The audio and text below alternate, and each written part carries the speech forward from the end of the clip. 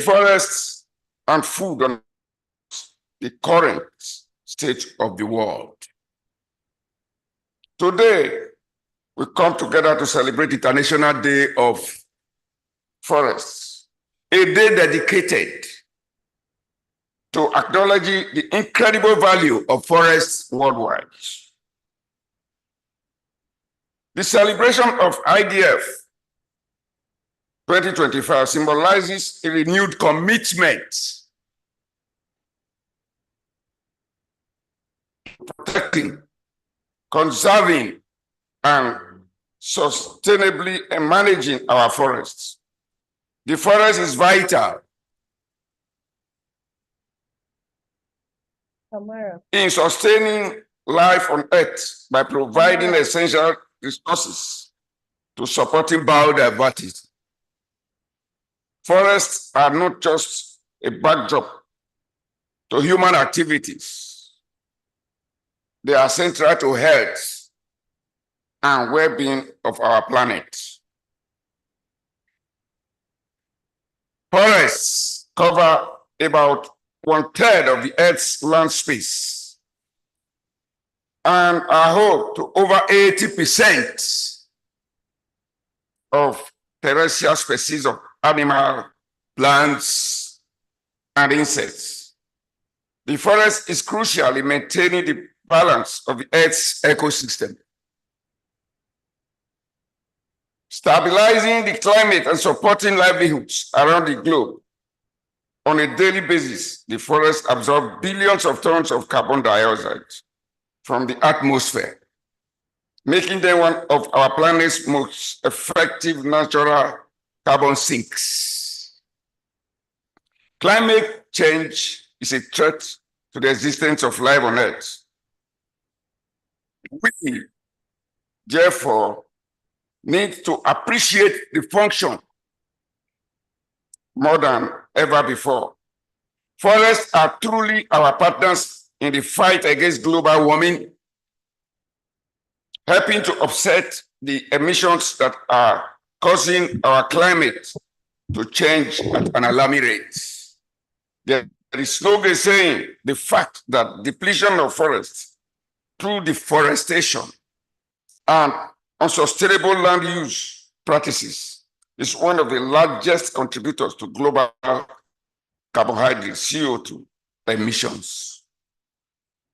The trees we plant today are the carbon sinks of tomorrow. And by increasing forest cover through reforestation and agroforestry, we are actively contributing to the restoration of our planet's Earth. This can only be achieved through collaborative efforts, including research, education, community involvement, and stronger regulatory frameworks. As we embark on natural solutions like forestry plantation, there is the need to embrace innovations like carbon capture and sequestration technologies, CCS, which represents another crucial solution to our carbon challenge.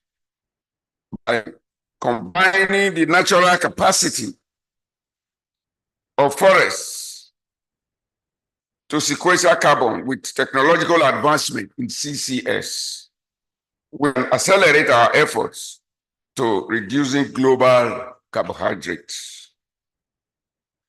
CO2, please. Igbenedion University, as an academic institution, is in the forefront of championing research and development that brings together these solutions. The next generation of scientists, environmentalists, engineers, policymakers will play a crucial role in ensuring that these technologies and practices are effectively implemented. IUO is committed to this cause. We are proud to be part of the global movement that seeks to empower communities, increase awareness, and drive meaningful change.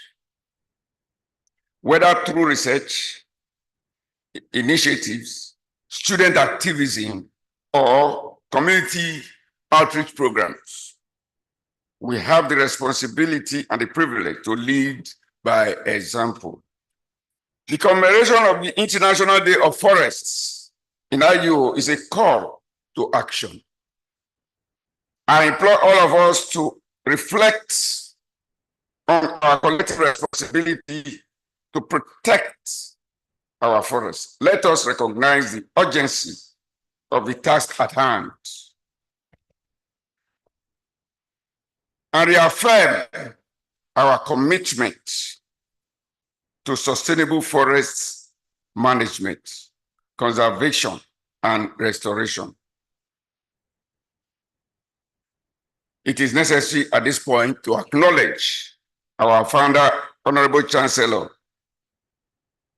His Excellency, Sir Chief Dr. Gabriel Osawa-Igbenedion, the SMR of Benin Kingdom, whose dream and doggedness we continually celebrate.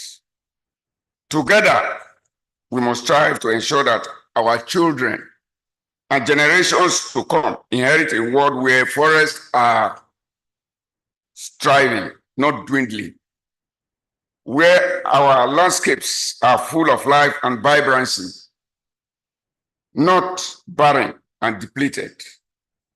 The challenges may seem great, but they are not insurmountable. By working together, we can make a tangible difference. We can plant the seeds of change today, not only in our forests, but in our hearts and minds. Together, we can restore balance to our ecosystem and create a healthier, more sustainable future for our generations. Thank you all for listening.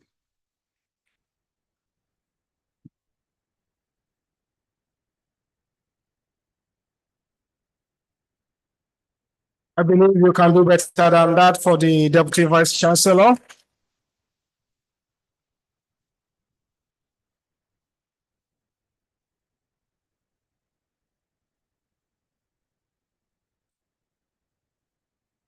Thank you very much. You may be seated. While the Deputy Vice Chancellor was giving the remarks of the Vice Chancellor, he mentioned that the task ahead of us is a very serious one. And I would also want to say that it's very beautiful when you look at this particular part of the hall and you see students of Igbenedion University Secondary School, well catered, and also here to listen attentively to this particular topic of discourse today. What better way to go than to catch them young? Please, can we appreciate them, please? I want to thank those who made that possible, having them here. The board chairman, Igbenedion University Secondary School, Professor Uche Usimen Eboziegbe, for bringing her students here to join us.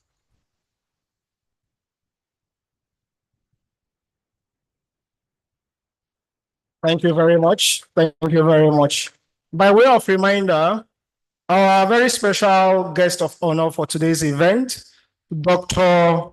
Eugene Itua, who is the CEO, Natural Eco Capital, also doubles as a board member, Center for Climate Change and SDG, Igbenedion University, Okada. Please, can we appreciate him again? At this point, if you look at the program, we have come to the goodwill messages. And the goodwill messages will be taken as indicated from the Edo State Ministry of Environment, from Natural Eco Capital, from West Africa Capitals Coalition, from NIMSA, and also from the Sawmillers Association. So it's on that note that I want to invite a rep of the Edo State Ministry of Environment to the microphone to come and kindly give us the goodwill message. Please, Mr. Ajayi, please, you can come to the microphone. Can we appreciate him as he makes his word?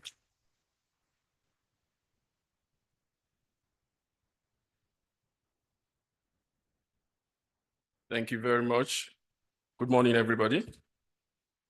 Permit me to play the air a little here. It's true that I'm representing the Ministry of Environment, Edo State, but this assignment was ceded to Edo State Forestry Commission, which is representing the Ministry of Environment. So I'm bringing greetings from both my acting chairman and the permanent secretary of both the Edo State Forestry Commission and the Ministry of Environment, respectively. Quickly, my name is Solomon Ajayi. I'm the acting director of Wildlife Conservation and Ecotourism, Edo State Forestry Commission. And I bring greetings, as I said earlier, from both the permanent secretary of FME and the acting chairman of the commission. Distinguished Vice Chancellor, ably represented by the Deputy Vice Chancellor, esteemed organizers, partners, members of the High Table, and all champions of sustainability here present. It is a privilege to join you in commemorating the International Day of Forest 2025, a day that reminds us that forests are not just landscapes of trees, but lifelines for biodiversity, for food security, and for climate resilience. This year's theme, both the UN's team that sees forest and food, and then our team here locally, Growing Green Futures, Investing in Forests for People and Planet, both highlights an undeniable truth that forests feed us, protect us, and sustain the very essence of life on our planet. And I think we all will agree with me here that that's very germane and true. For us in Edo State Forestry Commission, Edo State Forestry Commission, permit me to say, was established in 2022, November 2nd precisely, and it was a department carved out from the State Ministry of Environment. We are not just talking about change, we are driving it. In that short years we've been in existence, we've been driving afforestation. We recognize the urgent need to restore and safeguard our forests. And in line with that, we have launched a 10-year plantation strategy spanning from 2023 to 2032, an ambitious blueprint to regenerate degraded forest landscapes in Edo State, and expand tree cover and promote agroforestry for sustainable food production. This initiative is more than just reforestation. It is about securing livelihoods, ensuring climate resilience, and fostering an environment where both people and nature can thrive. Today's initiative by Igbinedion University Okada to plant 833 trees, and I believe there will be more subsequently. We decided to be part and parcel of that. I heard the director of this center mentioned earlier that certain trees were handed over to them by the Sawmillers Association of the State. As a matter of fact, Edo State Forestry Commission, we sourced those trees from our local nursery within our premises. We have about 3,000 of them, and we actually partnered with the Sawmillers Association, and that is how it got to you. Thank you very much. And this is the testament to the power of collective action. Every tree planted is a statement of hope, a commitment to sustainability, and a step toward a greener, healthier future. But beyond today, our challenge is to move from just awareness to sustained action, integrating forest conservation in every decision from policy to action. It is enough for us to just gather and talk. Let's all go to the field and put the talk to action. I commend the Igbinedion University, the Center of Climate Change and SDG, Natural Eco Capital, and the West Africa Capital Coalition Hub for this bold initiative. Your leadership in environmental advocacy is inspiring, and I encourage all stakeholders, public, private, and academic, to deepen collaboration for lasting impact. Let us therefore remember, a forest nurtured today is a legacy for tomorrow. Together, let's build this legacy. Thank you very much.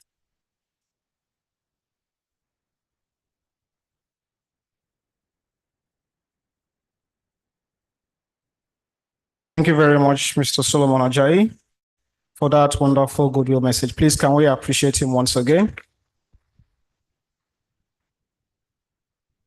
Next is the goodwill message by Natural Eco Capital. That will be overseen by the CEO of Natural Eco Capital, Dr. Eugene Itua. Please, can we give him a round of applause as he makes his way?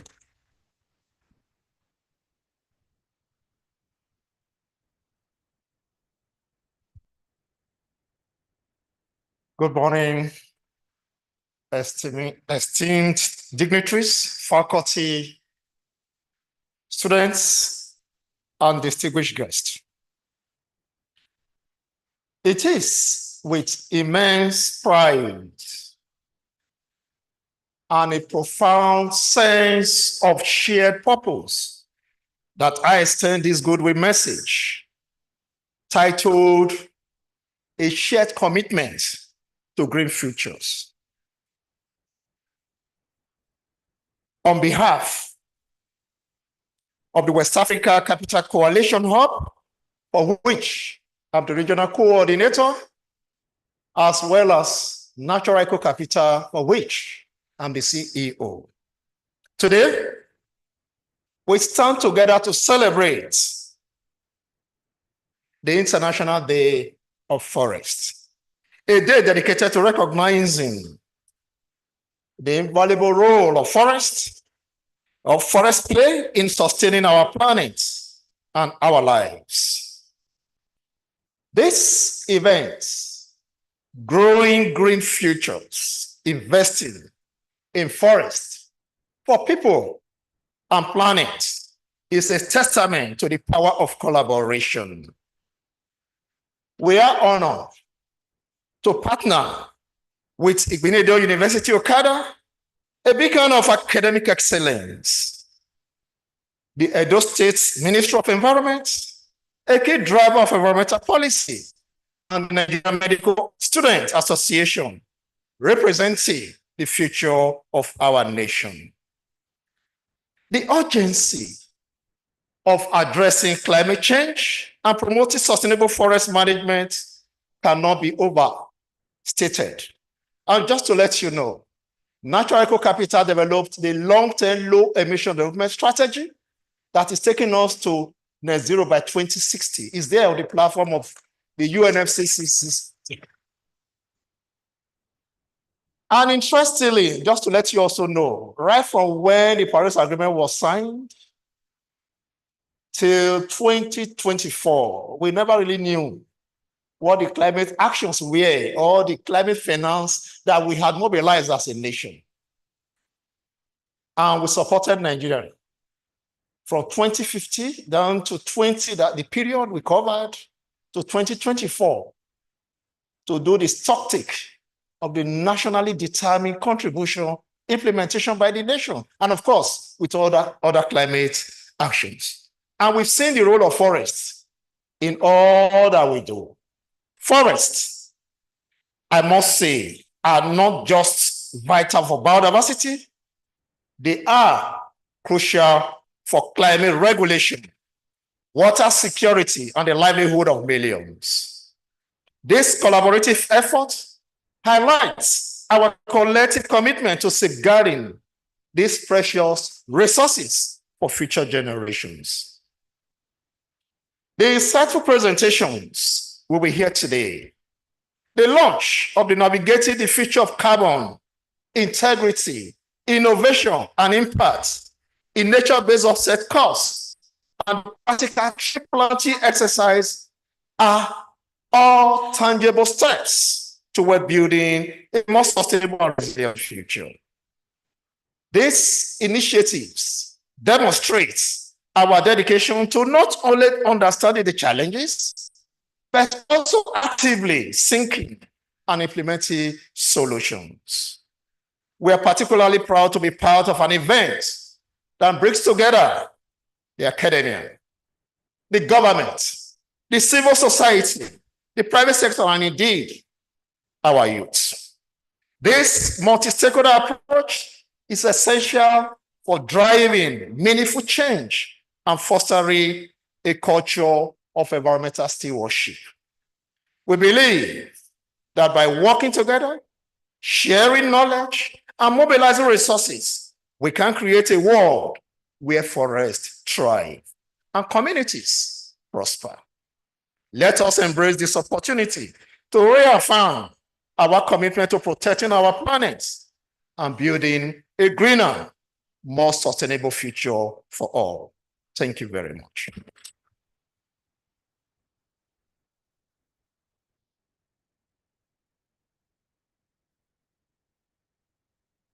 Thank you very much once again to the CEO, Natural Eco Capitals, Dr. Eugene Etwa. At this point, I'd like to invite a representative of the Nigerian Medical Student Association to the microphone for the goodwill message.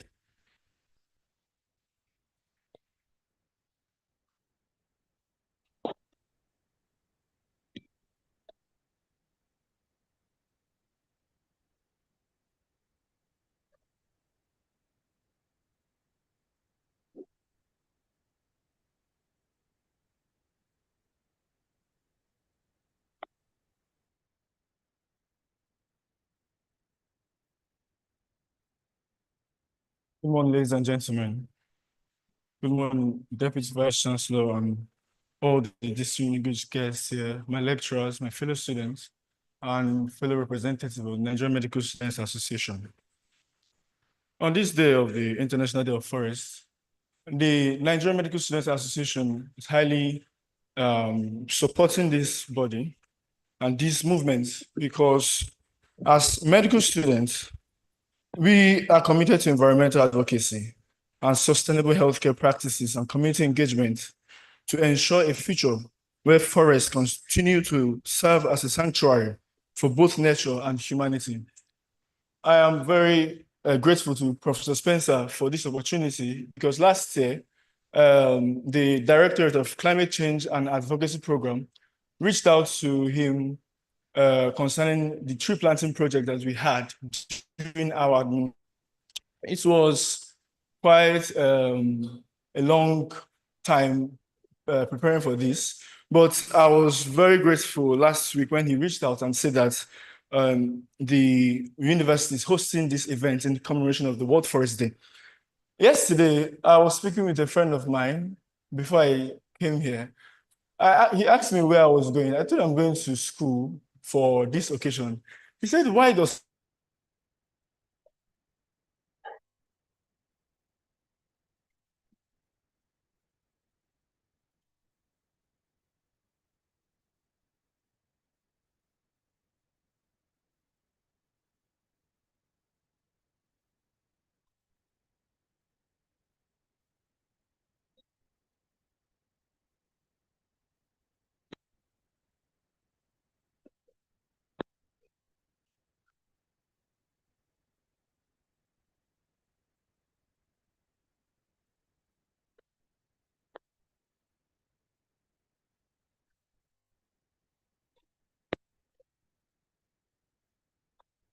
the initiative to protect the forest and the planet? How are we going to produce our drugs when most of our drugs come from, the origin comes from trees? So we come to find out that trees are not just they're not just for shade only, they are also for healthcare practices, because without it, the healthcare system will be in a bit of a shambles. So forests as a whole function as planetary scale carbon regulators, mitigate the effects of climate change by acting as carbon sinks. They influence global water cycles and enhance the stability of soil. Global water cycles regulate temperature and fluctuating transpiration of canopy shading. Now, trees are part of what makes up a forest. And I would want to define trees as botanically as perennial structures that has trunk and branches. And I want to come from this point of view, that trees are replicating solar-powered machine that synthesize carbon dioxide and rainwater into oxygen and study building materials on a planetary scale. Ladies and gentlemen, as medical students, we recognize the intrinsic connection between environmental health and human well-being. Forest purifies our air, they regulate our climate, they provide medicinal resources that form the foundation of many life-saving treatments. Their destruction does not only pose existential threats to ecosystem, but they also affect the public health and increasing risk of respiratory diseases, asthma, chronic obstructive pulmonary diseases, vector-borne infections, and food and insecurity. This year's theme of World Forest Day underscores the urgent need for sustainable forest management and reforestation efforts. We must all be ambassadors of this change, advocating for policies that prioritize forest conservation, promoting afforestation, advocating for policies that prioritize the conservation of forests and medicinal potentials for our rich flora. The Nigerian Medical Students Association, again, stands committed to environmental advocacy, sustainable healthcare practices, and community engagement to ensure a future where forest continues to serve as a sanctuary for both humanity and nature. We should all take responsibility at this time in protecting our forests, because a healthy planet means healthier people. I am Osuchukwu Kenechukwu Obi, the past National Secretary of the Directorate of Climate and Advocacy Program and the current Deputy Regional Coordinator of South-South Medical Students. Thank you very much.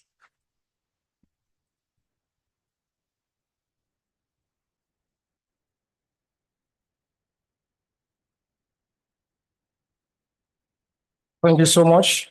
That was a rep of the Nigerian Medical Students Association. If we have members of the Sawmillers Association here, a rep of the Sawmillers Association, we would want you to come to the microphone for a brief goodwill message. But in the absence of anyone from that particular body, we'll continue with the program, and maybe when they're around, we'll take the goodwill message quickly. Moving on now, I'd like to invite to the microphone for the citation of the keynote speaker, Professor Bernard Bolaji Babatunde, the Special Advisor Technical to the Secretary to the Government of the Federation. Professor Mrs. Georgina Erefeta is going to oversee the citation of the keynote speaker. Please, can we give her a round of applause?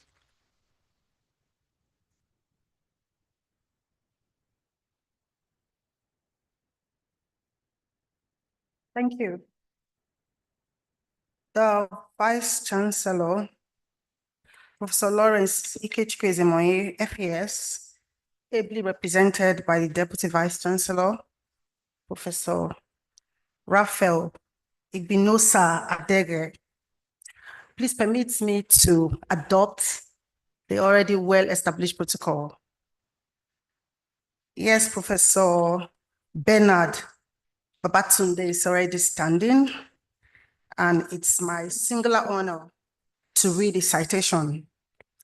I must tell us for free that the resume of Professor Bernard Babatunde was very, very, very, very intimidating. But we were instructed to do a micro summary of that, and that is what we have here. Professor Babatunde Bernard is a distinguished scholar and expert in environmental science, radioecology, and ecotoxicology. With a PhD from Lancaster University, UK, and a robust research background, he has established himself as a leading authority in his field. As a Google-rated scientist with over 90 publications,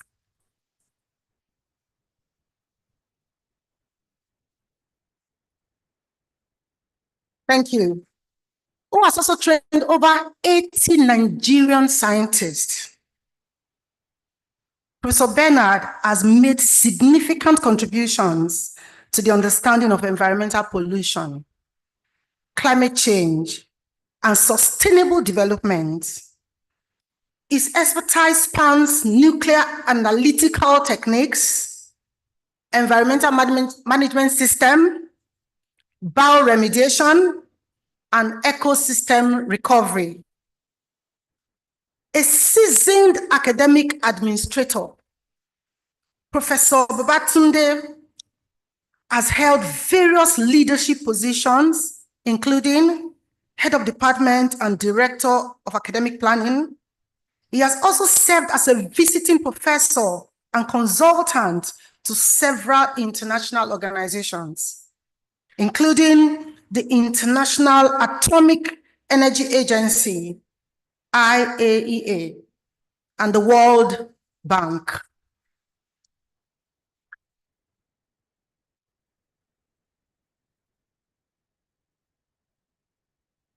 With numerous awards and grants to his credit, including the Commonwealth Scholarship and the International Foundation for Science.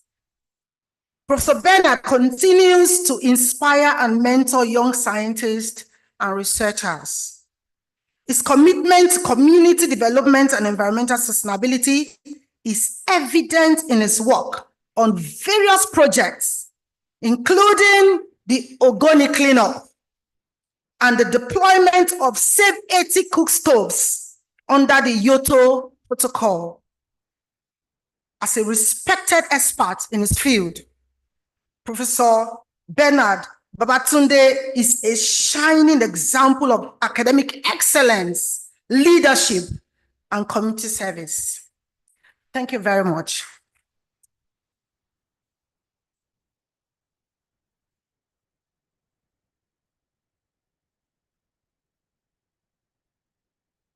Thank you. It's on that note that I'll kindly invite the keynote speaker to the microphone to deliver his speech. Please, can we applaud him as he makes his way?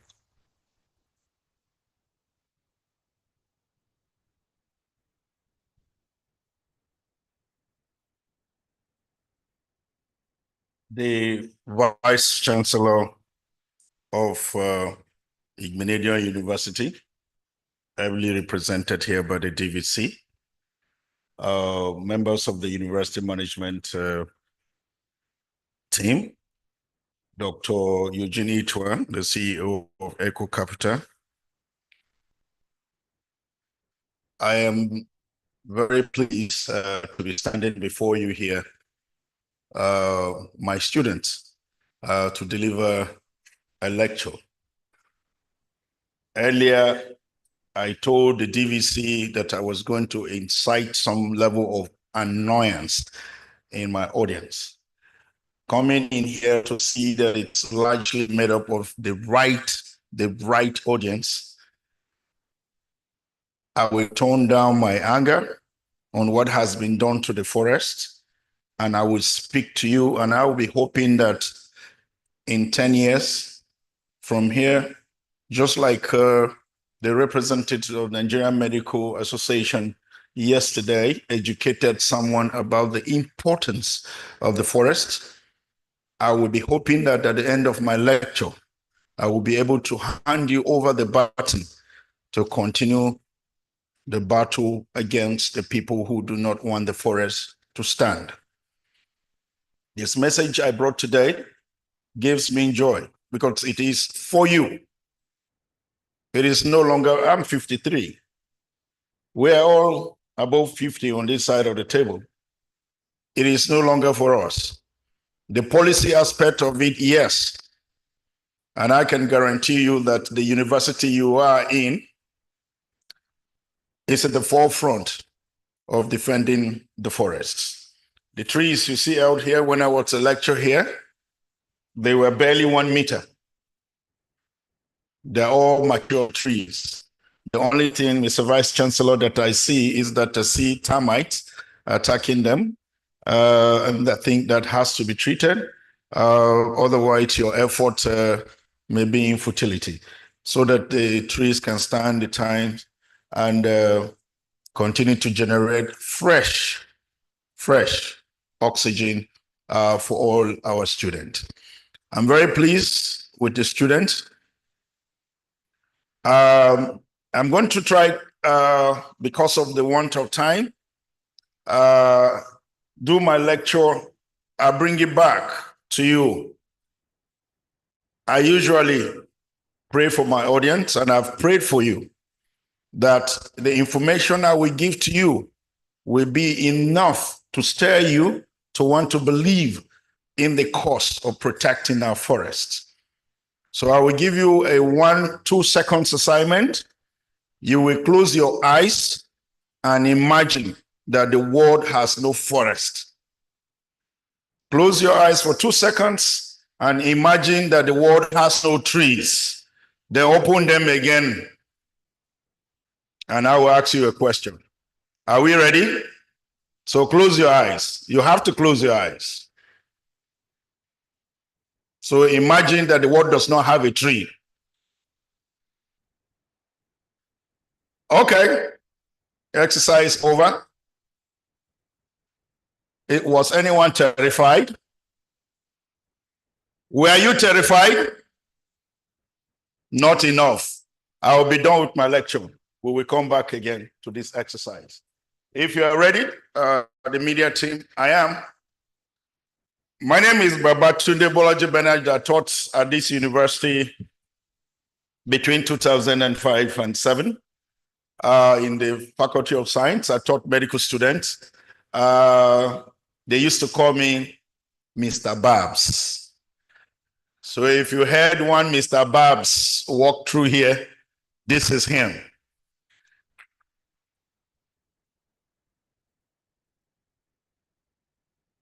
Of course, I used to play football with Professor Spencer. That's why he remembered I had a very bad right when I was a striker.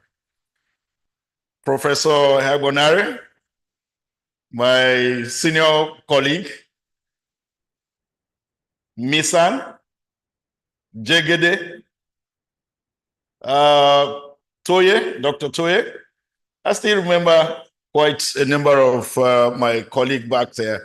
I miss this place. It's a homecoming for me, and I'm happy to be here.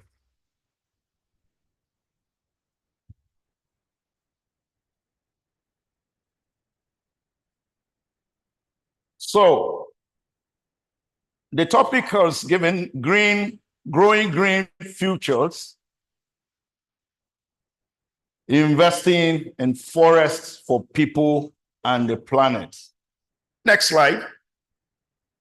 Right. I've already done the thanking of the authorities for giving the opportunity to be here. Dr. Itwa, who happens to be my mentor in environmental consultants for over almost 20 years now, who made it, I'm sure, recommended me to the university.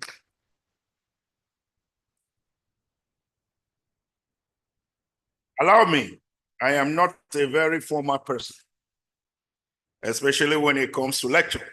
So I would like to stay so I can see. Don't worry, I will not fall.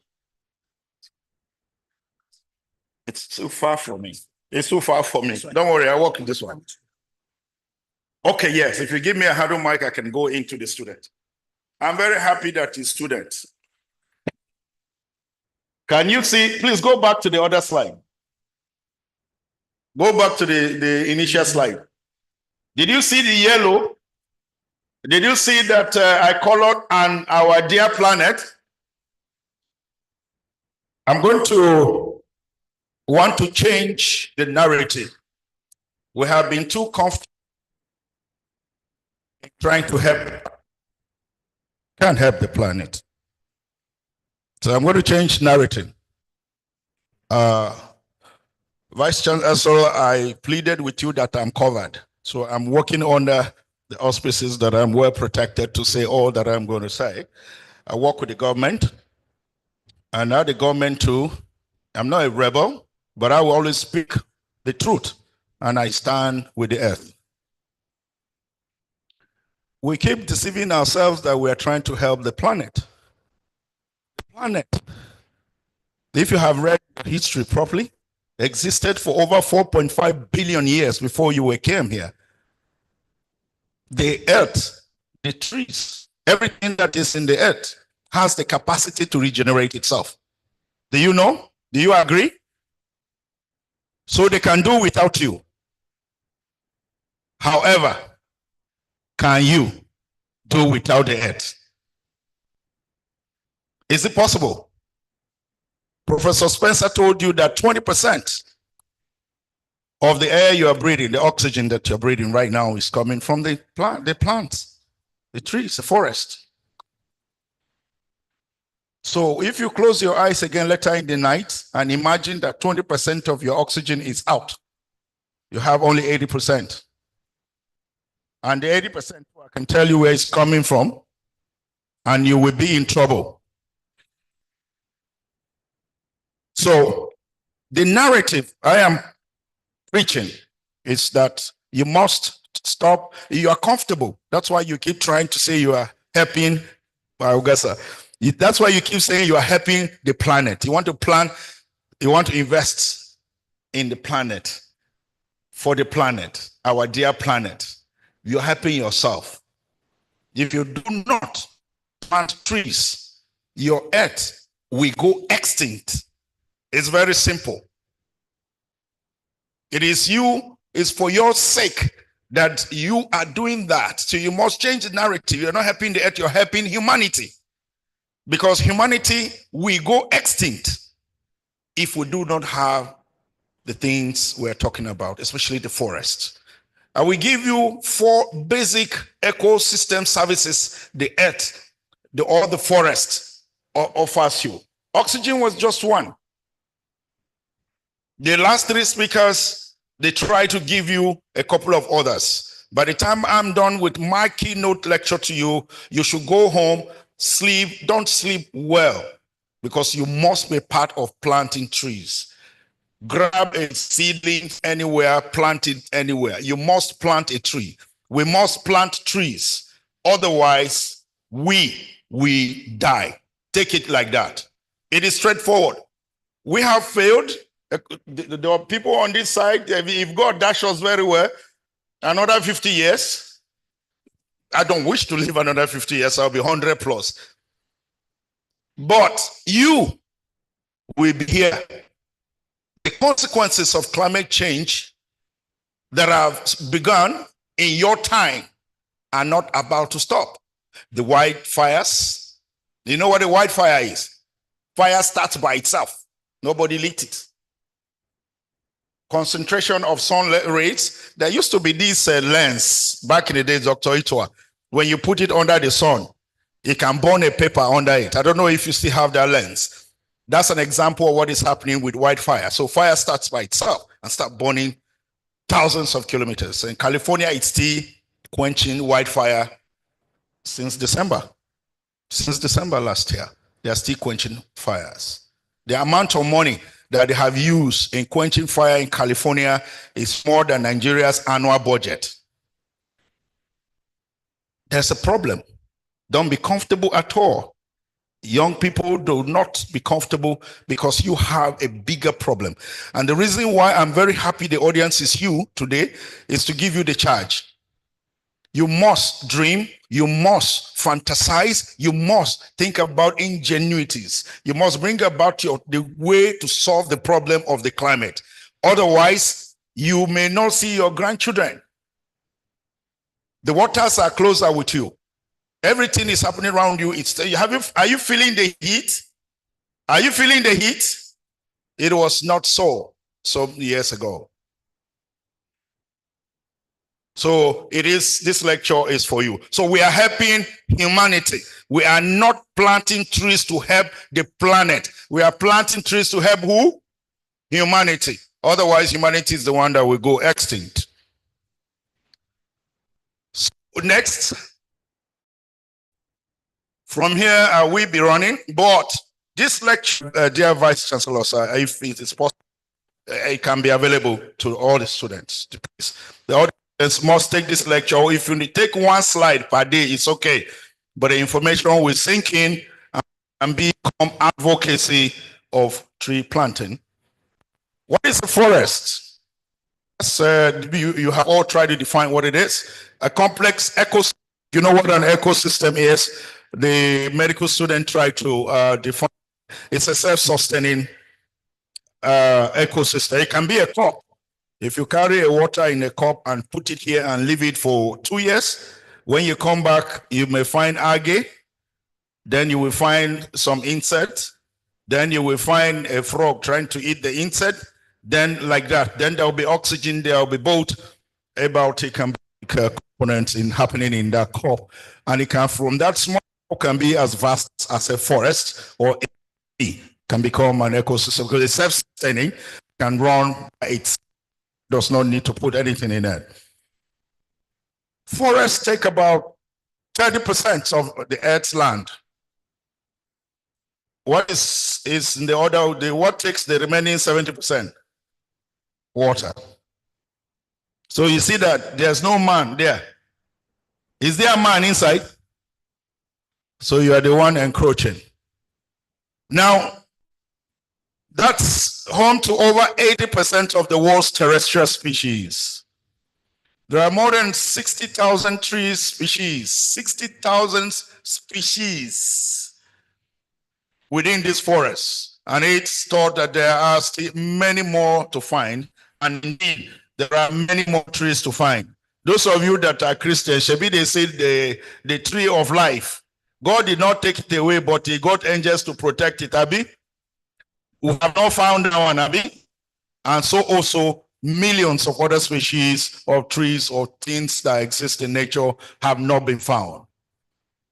Different factors like temperature, location, and rainfall, and so on, determine the location or determine the type of a forest that will exist at a particular location. Next. This is going very, very rudimentary, going to the basics so that you can come back to the picture when I begin to tell you what we have done to your forest. Back, please. Right. Oh, no. Go ahead. So by the green areas, this is the whole world, 71% covered by water. And the rest of it, if you look at my chart, the deep green, that's the forests, other woodlands and so on. And of course, the rest is water. Next. So there are several forests, but then they are all categorized into three basic ones: the boreal, the temperate, and the tropical. The boreal has the open and closed. The temperate has deciduous evergreen. The tropical has evergreen, moist, dry, and the mangrove. We will look at them individually, please. Right. In terms of the spread across the globe, this is how these three forests I've described to you are distributed around the world. If you do not know the map of the world and you are in secondary school, you have not started going to school. Hello? What is the top left map there on the map? Where is that? Which country is that? You people do not know map. Okay.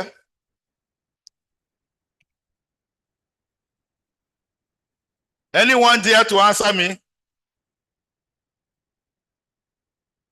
Okay, let's go back to the lecture. I will talk to you.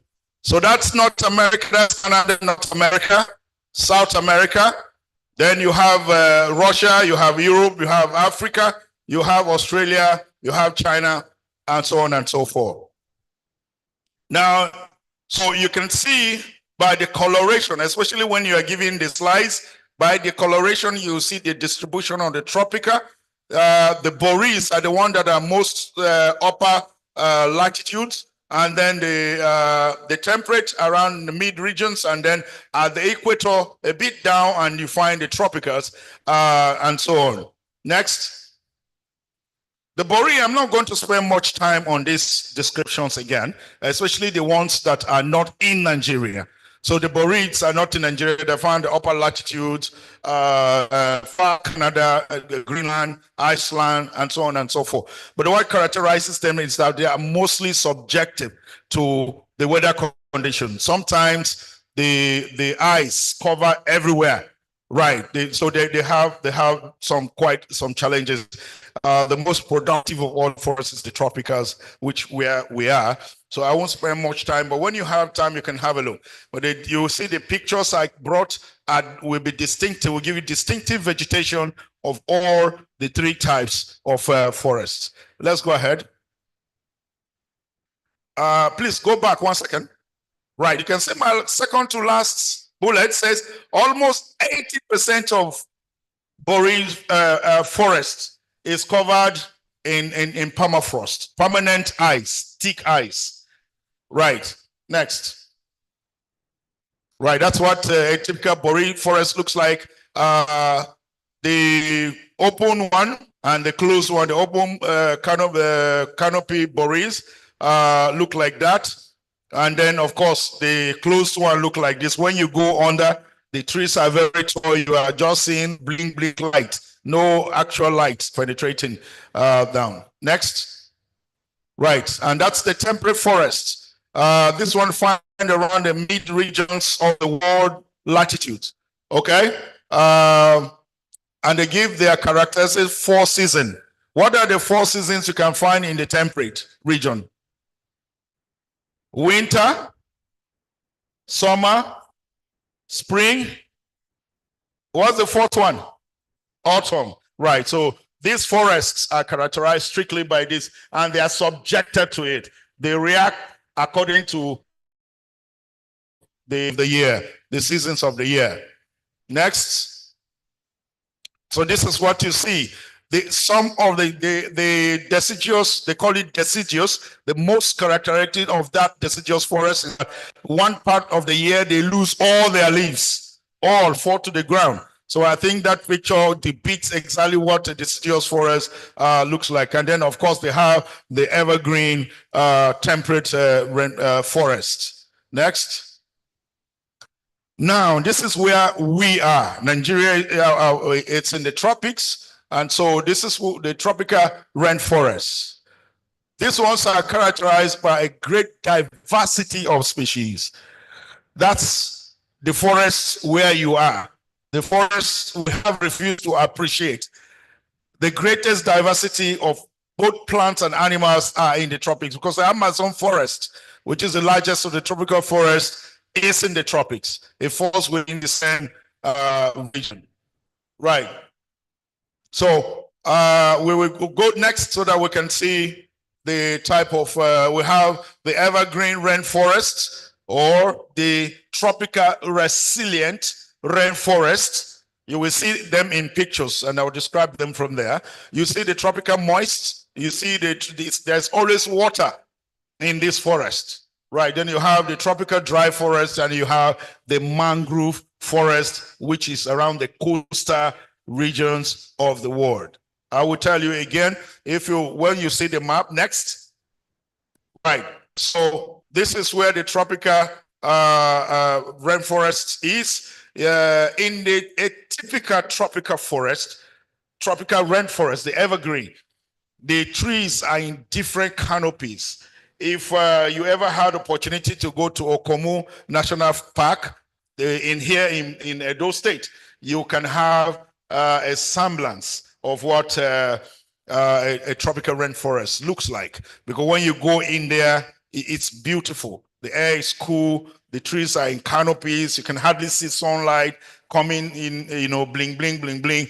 And the vegetation is very dense, right? But markedly dominated by trees. So across the globe, you can see beginning from the southern last bit of North Americas, the Mexicos, the Caribbeans, and then the South Americas, Brazil, in particular where the Amazon forest is, cutting across Africa. You can see Nigeria, and of course, sorry, I didn't have my pointer with me. You would have been saying this, but if you know your map, you would have been following exactly across.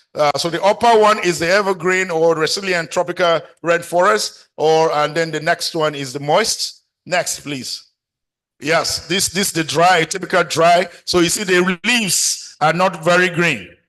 Yeah, that's also, it's always very dry, but it's a rainforest, and you can see that the maps. You can see the maps again cutting across. I broke it down. The second one there, that's Australia, the tip of it, and New Zealand. And then you can see the third one, you see Africa, of course, Nigeria, there are the joints there, and so on and so on, and of course, South America. Next. Right, the mangrove forest. Can you see the distribution of the mangrove forest? Can you see the distribution of the mangrove forest? Yes, at the tips of the map, isn't it? For 10,000 naira, can anyone tell me why they are at the tips? The mangrove forest. No, you are too old. You are old, man. I want the secondary school people to try first. For 10,000, quickly, we don't have time. Can anyone from secondary school why they are at the tips? They are not inside the land area like the other ones. Any idea? Nobody will laugh at you. 10,000 going. I should give it to the university student. Okay, university student. Yes, where is that man? Say again. Yes, why are they there? What? Yes, why? Why is the why I'm looking for? Why are they there? Why are they not inside the land like the others? Why are they? Say again. Yes, but there's a reason. They have breeding roots. Yes, that's true. But there's a why. It's a why that you haven't said. Anybody else? Why? Okay. Take your microphone. So I will help also that we don't have time. 10,000 naira is gone. It's back to me. Vice Chancellor, sir, these students, they don't like money. Eh? Or you have enough. Or I should take it to 100.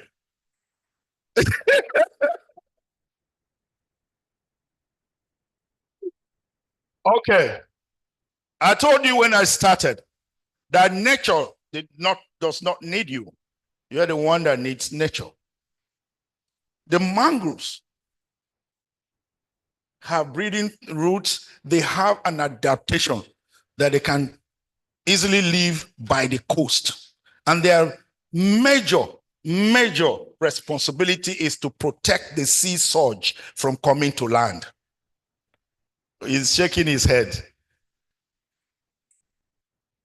So the propped roots that you see, when water rages, it breaks at the root and goes back. So they protect the shoreline.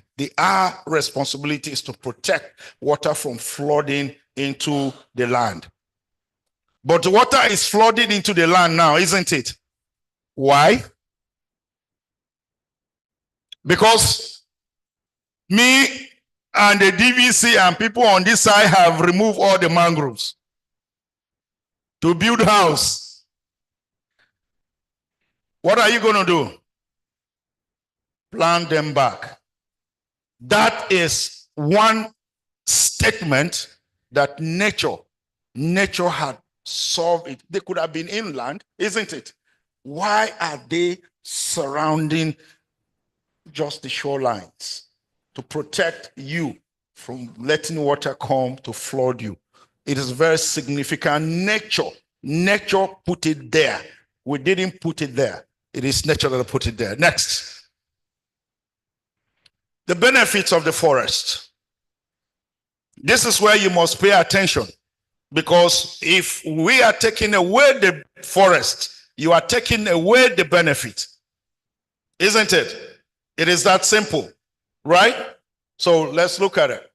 So they provide numerous ecosystem services, including regulating climate, maintaining biodiversity, providing clean water, air, and offering resources like timber and food, all of which are crucial for human well-being and the health of the planet. Medicine and so on, you will see it shortly. Directly, 1.6 billion people around the world depend directly on the forest. Remove forests and they are dead. They can't live in the city. Everything they get is from the forest. Their job, the medicine, the food, their shelter, everything comes from the forest. 1.6 billion, apart from the generality of services. Next.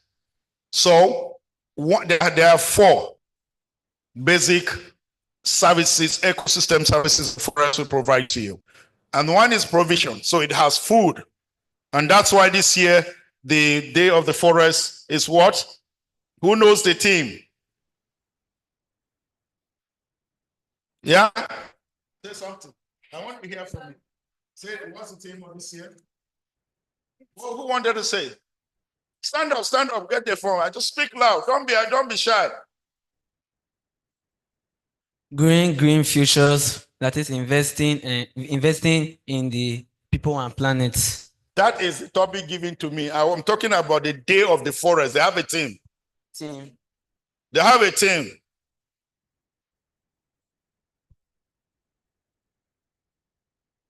They even have the paper. Yes. Growing green forests. No.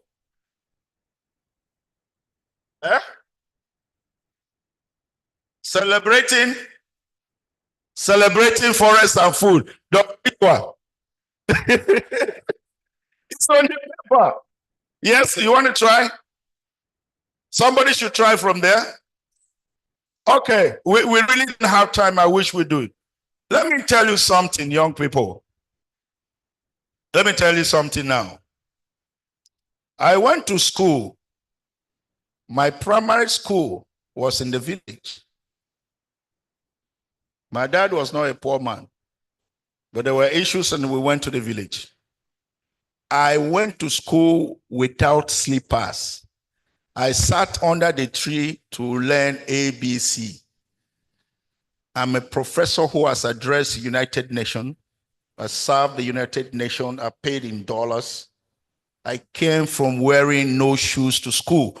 When you are running home in the sun, when it's too hot, you find one grass, you stand on it small for the thing to cool, then you continue again.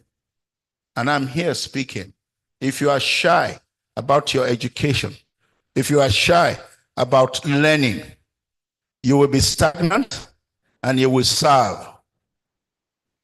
If you are intuitive in nature, if you walk with your heart, you are proud of what you do to learn, you will lead. You can choose where you want to fall. You want to serve, you want to lead. It is totally up to you. Tomorrow is in your hands, it's not in your father's hands. I'm just telling you where I am coming from. But I rose up, I spoke DVC, the former DVC when we are coming, Professor Okore. When I called her, I said, Ma, are you still here? She said, no, she's now back to, retire back to Ibadan. And I told her I'm coming to deliver a lecture, and she was like, wow, Ben. She calls me Ben. You were there. She said she remembered that young man that walked into in my office and said, I want admission. Far back, that's almost 30 years. I was a small boy. They gave me medicine. I said, I don't want to read medicine because I taught medicine. I wanted to do research all my life as a young person. My head was always thinking. My head was always running to the next nearest solution to any problem. So when they gave me medicine, I said, what am I now going to be doing? Put a stethoscope on somebody's chest and write something that people don't understand.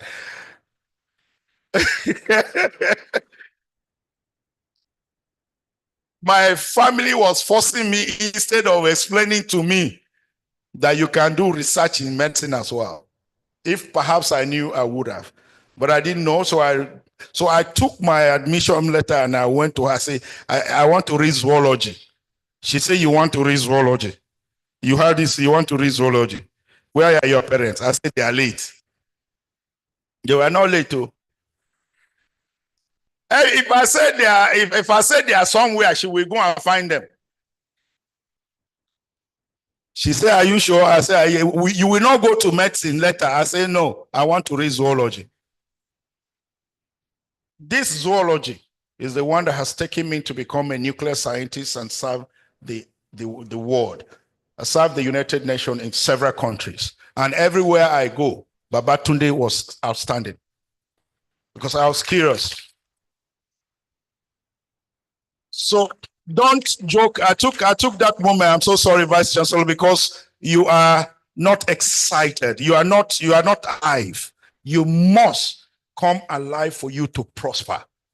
If you do not prosper, the world will hand you over what they have. You should not accept what they have you should take what you want. That's the message in that. Right. No, go back once I will run it. So it gives you food, a lot of food, fruit, nuts, seeds, edible plants and insects, timber and wood, fibers, medicine. That's what the young man was saying. I applaud the medical association students. Indeed, you are canvassing for this because apart from the fact that when you diagnose somebody and you found the problem, you can't have medicine if we destroy all our forests. Apart from that, you are doing a great service to humanity. You are trying to reduce the number of people that will come to the hospital looking for help. Because if they have the forest intact, if we have, I will soon tell you the reason why it is we are going through all the problems we are going through right now. When I was young, cancer, diabetes, hypertension, all these were stored. It was Oyibo disease. Even our elders will be saying it's Oyibo disease. Yes, this thing that is common even with 26 years old children. It used to be, they used to say it's Oyibo disease. It is with you now. So if you don't rise up, we are handing over a degenerated earth to you. It is not. We are there, we are dying already. There are a lot of medicine. Every day you swallow this one, swallow that one. Next. It regulates. The forest regulates. The forest is a sink for carbon dioxide. If you understand the global warming cycle, right? The CO2 that is given off when plants died. I'm removing man now. I remove man from the picture, right? When plants die, when animals die, when they rotten, when they die, they give up CO2. It goes back into the atmosphere, and then the plants will take the CO2 in the process of photosynthesis and manufacture food. Then the cycle comes back, and so on and so forth. Now, so the forest is doing that. Globally, forests absorb approximately 16 billion metric tons of carbon dioxide. This is assuming the earth has its forest intact. Your country, the land mass of Nigeria used to be occupied 45% by forest. According to World Bank report of 2 years ago, we have about 10% only of Nigerian land mass. Do your mathematics, covered by forest. Do your mathematics. 10 divided by 45 multiplied by 100. You will see how much percentage of forest is lost. Just oppose it with the number of carbon dioxide loss that should have been held, trapped, and reduce the heat you are going through. So it's not a joke. It's a very serious problem. It is not about to change. The climate is the change in average weather condition of a place over what? A long period of time. In case you did not read that one in geography. So it's a long period of time. The problem is here. It's here. Unless there is an intervention by the same people, which is human being, that created this problem. You know, dear Vice Chancellor, in the Bible, I'm so sorry about, I used to remember the aspect of the Quran. My dad was a Muslim. The Quran aspect, but I've forgotten a lot of things. God says that you should take over the world and dominate, isn't it? And dominate. And it stops there. And so we continue to dominate and eat everything and take everything. It's like your father gave you a blank check. There is 1 million in the account. He gave you a blank check, signed it for you. You went to the bank, and what would you do? You took all the 100 million. That is what we are doing to the earth. But if you go to that Genesis chapter 2, verse 26, I think he said, and replenish the earth. and tend. Look at the definition of replenish. So when they say replenish, the people that the pastors that preach, they say that replenish is to give birth to children and replenish and reproduce. That's what you hear. That's what you people think. But tending something is to look after it. Ladies and gentlemen, it's to look after it. It is your sole responsibility to look after the earth so you can continue to get the benefit of dominating. But that's the problem of humanity. So we take, and that's why the people that are taking the timber, they are not here. They should have been here so that they can hear. They are supposed to be here to hear so that they can see what they are doing to themselves and their children's children. We just keep taking. Dr. or you should say professor now. I just saw you, my former colleague as well. Right. So this is the second one. It regulates. So regulation, water regulation, air purification, erosion control because of the roots. They take roots, so water cannot push them down easily. They stop the water and then they prevent erosion. Anywhere in Edo State, because Edo State suffers from gully erosion. If you go there, check the history, there were trees there. They removed, the soil became porous and loose. Water comes, it sweeps, it creates the gully erosions, makes life very unbearable for humanity. Disease regulations, fire regulation, pest regulation, and so on. Next. The third one is supporting services, soil formation, nutrient cycling. Of course, you know, when the leaves or when the trees fall and die and so on, the nutrients are leached back into the system, are taken up again. So nutrient cycling. Of course, they harbor quite a lot of insects who are responsible for pollination, for the trees themselves. All these things to survive. For the plants, you plant the maize, the beans, the rice, and so on. Some form of pollination must happen by wind or the insect. These insects, most of them are coming from the forest where they take habitats. Seed dispersal and, of course, habitat provision. Next. The fourth one is cultural services. Of course, you know that in some part of Edo State, some traditional worshippers go to Iroko trees, isn't it? Hello? You don't know? These are cultural services that it provides for them.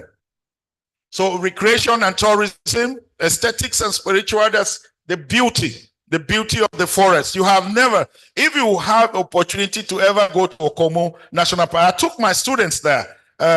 We took our student there. Myself, the teacher, I was amazed. It's beautiful. I was told by the professor from the Department of Forestry that the tree house, it's no more there. How can you set fire on such a big tree and brought it down for logging? This tree we used to climb, and you can see the elephants. There was this snake. There was a big python, African python, big African python. You can see her from a distance. She was already lazy. She was old. She was sluggish. Couldn't move very well. So we can't go to her. She can't come to us. But you will see beauty. Elephants, you see beauty. I'm sure none of you here see elephant life. But you will soon see some beautiful animals that were hitherto in your country. They are no more. You can't tell your children that they were elephants. They will tell you you're lying. Because you haven't seen it yourself. Right. So, and of course, education, which what's led us to taking our student there. Next, these are the 4 major ecosystem services that the forest provide. Let's take the specifics of the mangrove. So the young man that described the mangrove, yeah, that's it. That's the prop roots. Why is this side clearer? Okay, fine. This is digital. Right, so you can see the prop roots. So water breaks at the roots. That's why they are by the coast. So water breaks, when the water comes, it's raging, no matter the wave, no matter the strength of the waves. The mangroves have this root that simply they do divide and rule. They just scatter the water, and then the water gentles and goes back to the sea. That is their responsibility. They also serve as a home, breeding ground for fisheries. Fisheries go in there, breed them, because predators cannot go in there. The predators are too big to access the root. So fishes go in there, breed their young, and their young, when they hatch, they now come out. When they are strong enough, they come out to the wild. So it serves many responsibility. Please, the next slide will show you all that. So the mangrove forest also provides, just like for the rest of the forest, they also sequester carbon dioxide because they need it for photosynthesis. So they sequester huge amount of about 6.5 billion tons of carbon is sequestered by this mangrove forest around the world annually. Right. So they also do provision. They also do regulation. They also do cultural services. They also do supporting services, just like the other forests. Next. Next slide. Right. So you can see that I've given that information. So we can see in Nigeria, this is the Nigerian coast, the coast of the Guinea Atlantic Ocean. This is the Nigerian coast, the Niger Delta. You can see where the mangroves are concentrated. They are supposed to serve the purpose of protecting us against the waves that are coming inland. Next.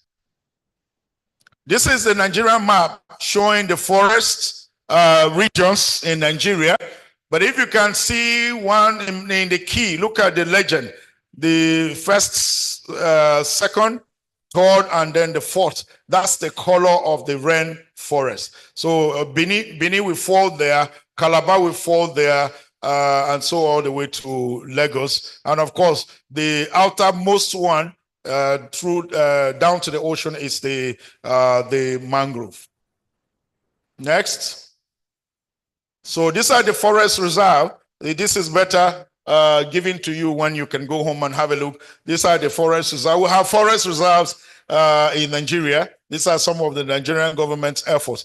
Before the government came in, the traditional rulers in those days also used to have reserves, mangrove reserve, forest reserve, even some part of the water. They reserve some of them to prevent us from they will tell you that if you go here, one juju go catch you. Do you understand? They will tell that's how they used to protect it, because they say there's a deity there. If you go into this mangrove forest, it will eat you and all that. All these things were done in order to preserve so that they don't finish it. Otherwise, human being would have finished it. Right. So these are the next. You will see more. These are all forest reserve in the country, and of course, a list of the national parks in Nigeria. These days are not very safe, but I will encourage you to demand of your school to take you. We have national parks that are still safe for you to travel to. As a child, you must travel to a national park where you will see some animals, some game reserves, some animals, and of course, a typical future or look of a forest. You will see it in some of these national parks. Right. These are the species of animals. Collectively, about 22,090 animal species exist in Nigerian forest. All right, distributed accordingly like that. About 4,705 vascular plant species. These are the ones that we have discovered. Who knows? The plant that has the power to cure HIV, cure hypertension, cure all these diseases. Who knows if it's somewhere and has not been discovered, waiting for young minds, young intellectual minds to find it. Right. So this is not exhaustive at all. If you ask me, according to a scientist, less than 20% of the world's species have been discovered. So we have up to 70% still out there. We don't even know where they are, including the tree of life Me, I'm looking for it. Next. Now, let's look quickly at the challenges. This is where you should pay attention because this is where my generation and that before me have failed you. So human activities such as logging, land clearing for agriculture, poaching are a threat to the future of tropical forests. In 2023 alone, nearly 4 million hectares of tropical rainforest were lost in your country, Nigeria. So according to the World Resource Institute, the many charismatic tropical rainforest species are threatened and to extinction. For example, the African forest elephant found in West and Central Africa, they are all listed on endangered species of International Union of Conservation of Nature, IUCN, due to habitat loss and poaching. Primates live almost exclusively in the tropics. You know what a primate is? The closest, monkeys to us, right? And most live in the tropical forest. In some Brazilian forests, as many as 13 kinds of primates live there. Next. Still in Nigeria, over the past 50 years, from 75 to 2025 to this year, Nigeria has lost about 35.7% of its forest cover. This is generous because the World Bank, look at the last one, the World Bank says that out of the 45% cover of all the land in Nigeria is covered, 45% of it is covered by forests. We have lost 35%. We have only 10% cover of forest. So the first description is a bit generous. Look at the second one. And then look at the third one. In 2020, that's 5 years ago, Nigeria had 20.4 million hectares of natural forests, extending to about 22% then of its land. So this 10% that the World Bank, we have lost 12% only last 5 years. So in 2023, it lost over 207,000 hectares of natural forests in 3 years, equivalent to 118 metric tons of carbon dioxide emissions. So that carbon dioxide that would have been held by the forest is in the air. That's what it means. Next. Next, please. Right. So this is the challenge of extinctions. All these animals listed here, we are in your country, Nigeria. Next. In quick succession, let them see their pictures. Next. Next, please. Right. Wait, calm down. Have you seen? Can you go back? Go back. Yeah. This is a cheetah. Can you believe this was in your country? It's no more. Next. This guy was in your country. They found it in the north recently. They found it in the north recently. They found one. Came back from wherever he went in the north recently. Next. That's the black hippo, the pig nose. Yes, it was here. Next. Giraffe was a resident animal in your country. They are no more. Now to see giraffe, you want to go to Kenya or Tanzania, you will spend close to 5-6 million to go and see giraffe, but it was in your country. Next, the rhino, the forest firefighter was an animal resident, indigenous to your country. It's gone. Next. Next, please. We need to move fast. So I've been given a warning. Who am I working with? Right. Yes, the climate change is a big threat because the climate has changed. The distribution of forest species is grossly affected. Deforestation and habitat loss. Next. Biodiversity loss. Unsustainable resource management is an issue. Next.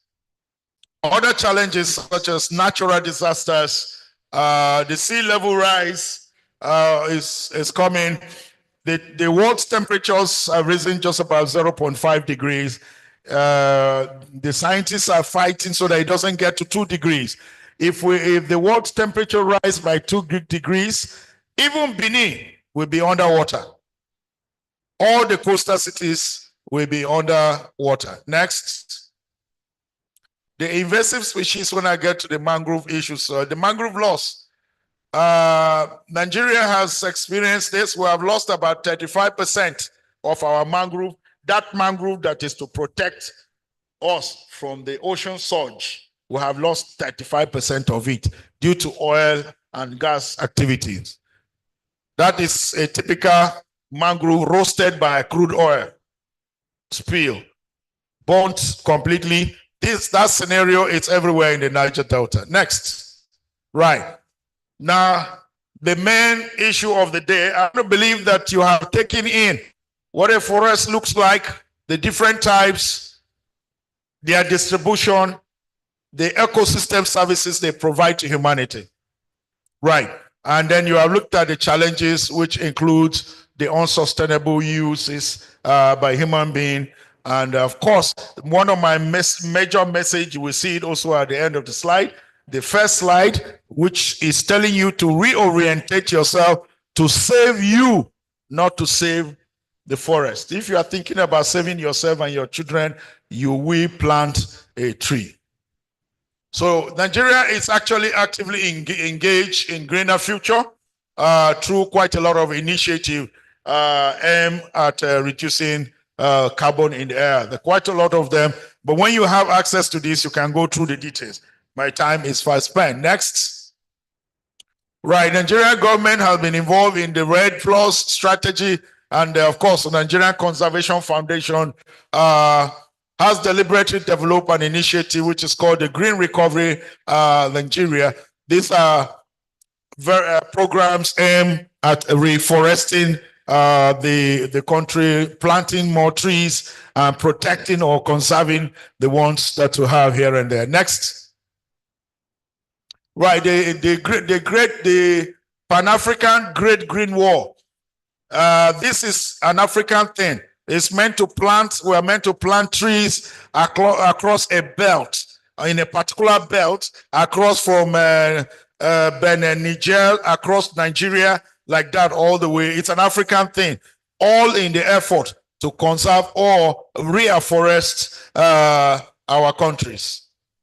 The president of this country said this initiative of the Great Green Wall has led to the establishment of over 1,428.8 kilometers of shelter, covering about that number of hectares. So it's commendable, the efforts they are making, but it is not enough. It is an all-comers affair. All of us must be involved. Next, in the planting of trees. Right. And of course, there are laws which are being instituted in the country to make sure that our forest is being protected by the current government. President Ahmed Bola Ashwaju himself is always directly involved, especially the wife, First Lady, is directly involved in the issue of reforestation in the country. Next. Next. What more needs to be done? We are closing up gradually. This is you and all of us now must be involved in this. We all have to, one, protect the forest. We have to combat deforestation and habitat loss through conservation efforts. We have to promote sustainable farming, because what we do at the moment is just see green land, okay, it's free, bulldoze it, and then we start farming when there are aquaponics, when there are more sustainable ways of farming these days. We need to raise awareness. That's what Igbinedion University is doing with you today. When you go home today, you cannot say you don't know what the forest looks like.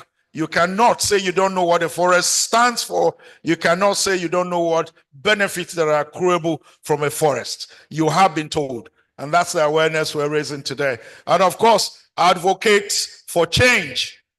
Support policies. I mean, your fellow student, and of course, Professor Spencer said that we need to support policies. The present government is working hard and trying to get us all to plant trees and go bring back our forest. Individual action, which is where you are involved. If you cut down a tree, you have to plant 2. If you cut down a tree, you have to plant how many? You have to plant 2. And if you don't have intention of cutting down one, just plant a tree, because you are wearing clothes coming from, you are using paper coming from there, isn't it? Most of the things on you are coming from the forest, so just plant a tree. Next, in conclusion, plant a tree now. Next, or what is this emoji? What does the emoji stand for? It's scary, isn't it? Plant a tree now, or you die. I thank you very much for listening to this, and I hope I've been able to deliver a lecture according to you said. Thank you.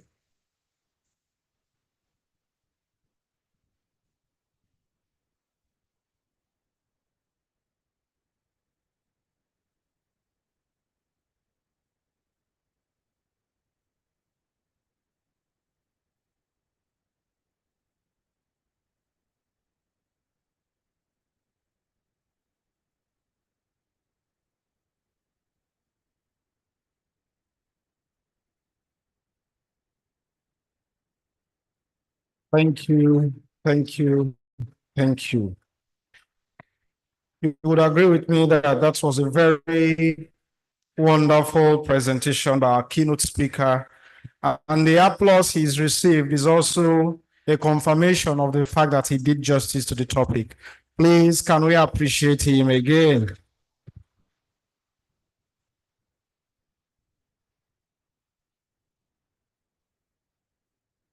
Thank you so much. Just by way of a reminder, what is the assignment we have been given today when we go home? I can't hear you. Thank you very much. So we have all been tasked with the responsibility of planting a tree, because we need to keep our environment clean. And by doing that, we're also helping ourselves. So please, it is a call to action. And I believe at some point in this particular program, we're going to demonstrate that outside. Moving on quickly, I would invite to the microphone for his presentation on the topic, launch of the Navigating the Future of Carbon, Integrity,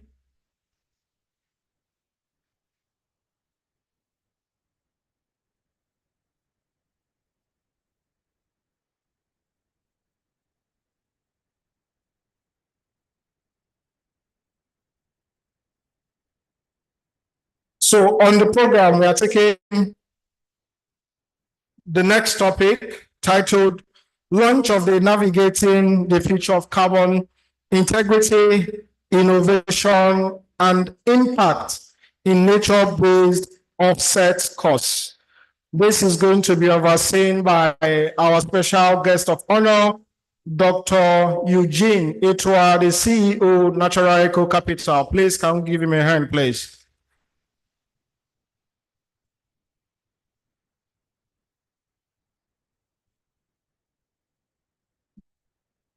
Our distinguished audience, once again, good afternoon, everyone. I'd like to say this, that it is indeed an honor to stand before you today at this pivotal moment during our International Day of Forest celebration. We have indeed listened to compelling presentation highlighting the vital role of forests, their ecological significance, and indeed, their economic potential. Now, we are ready to bridge the gap between understanding and action. Today, I'm incredibly excited to launch the Navigating the Future of Carbon, Integrity, Innovation, and Impact in Nature-Based Offset course. You must have heard of carbon markets, carbon markets, carbon markets. To deal with the challenges of climate change today, the entire world is saying we need our forest. Before now, mankind have waged that war against forest. I think is saying, no, we need to keep the forest standing. We need to deal with the monster, climate change. In doing that, we need the forest. And so the world is also saying, in doing this, how do we keep the forest there? How do we use nature to fight the disaster that we all are facing? And nature-based offsets or nature-based solutions have been taunted, and they are being demonstrated here and there. But the technical know-how, especially in this part of the world, is lacking. And so this course is designed to plug that gap. This isn't just another educational program. It's a transformative journey designed to equip professionals, policymakers, and businesses, and indeed students, with the tools to lead in the evolving carbon market, particularly in the realm of nature-based solutions. Recall earlier that Professor Babatunde told you to close your eyes. I'm not going to tell you to close your eyes, but I'll tell you, imagine a course that empowers you to navigate the complexities of carbon finance, ensuring your investments as businesses drive genuine climate impact. Picture yourself mastering cutting-edge methodologies for project development, leveraging technology, and engaging communities effectively. Why not even envision gaining the expertise to analyze real-world case studies, understanding both successes and challenges in the field? That is precisely what this 6-week online course offers. We will dive into critical aspects of integrity, ensuring transparency, and combating greenwashing.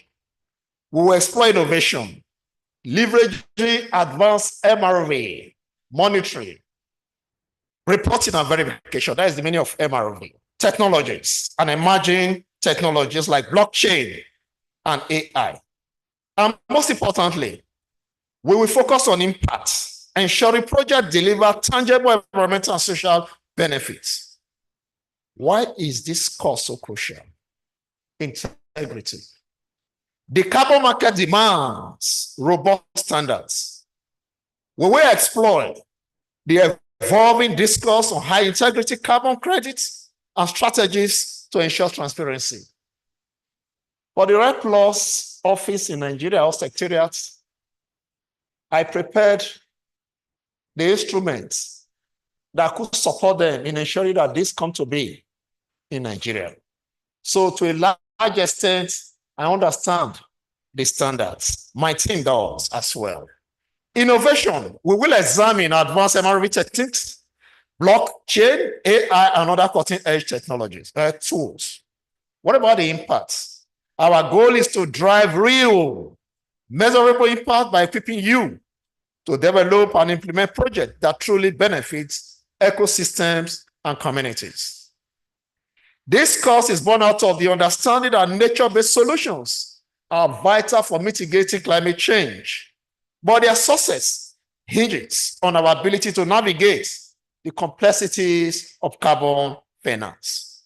Through this initiative, we aim to build capacity among professionals, among students, among businesses, among interested stakeholders. Foster collaboration between stakeholders, promote sustainable investment in nature-based projects, provide knowledge to create high-quality carbon credits. Sometimes you hear that the carbon credit from the African continent could be $10 per ton, but elsewhere outside the continent, it's about $100 per ton because of the standard, because of the quality. How do we create that capacity to be able to develop the right quality? The West African Capital Coalition Hub and Natural Eco Capital, in collaboration with Igbinedion University Okada, are deeply committed to supporting the transition to a low carbon, nature-based economy. This course is a testament to that commitment. Just to say, we have a partner in the Netherlands, and very well known in this field. I urge everyone here, particularly our students, researchers, and professionals, to seize this opportunity. Join us on this journey of learning and growth. Together, we can unlock the immense potential of nature-based solutions and build a world where forests thrive and communities prosper. This 6-week course is designed to take between 3 to 5 hours of time per week and can be done from anywhere with a stable internet connection. Why don't you jump in? Thank you very much.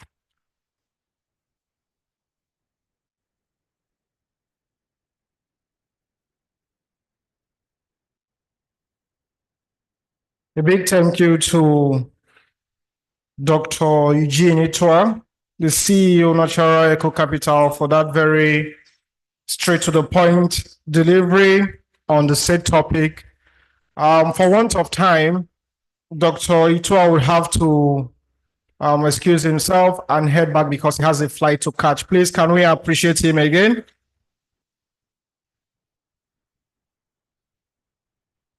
Before he does that, I want to invite the chief host and chairman of this particular occasion,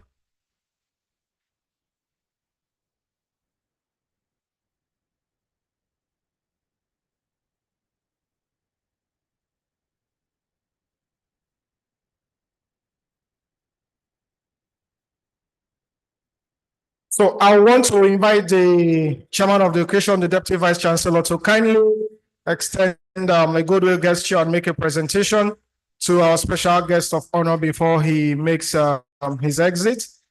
Just a souvenir from the university to remind him of his visit for this very all-important occasion. Please, can we give him a round of applause as he receives the souvenir from the Deputy Vice Chancellor.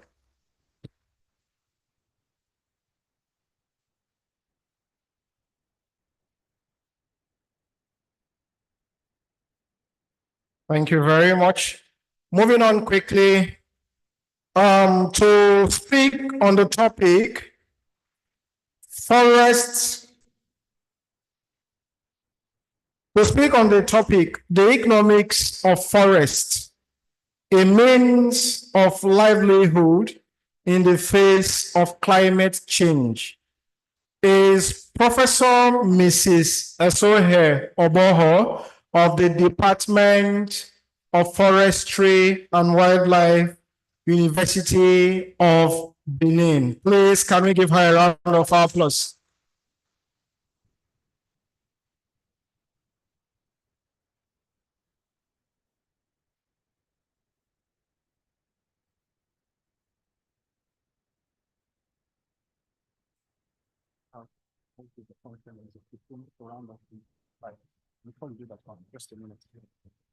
Please, before she begins her presentation, those of us seated at the back, can you kindly move to the front to close up the spaces left by the students of medical students I can see my guy at the back with the glasses smiling, please.